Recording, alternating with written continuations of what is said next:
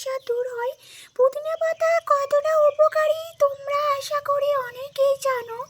তো জাস্ট আমি পুদিনা পাতার ভালোভাবে জুসটা আমি স্কিনের মধ্যে অ্যাপ্লাই করে নেব।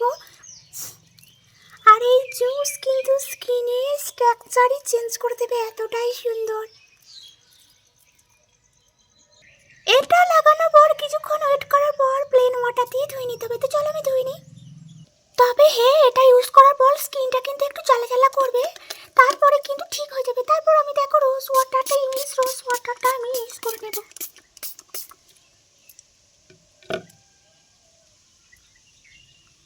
জাস্ট সকালবেলায় স্কিনের স্ট্রাকচারটা দেখো কতটা সুন্দর।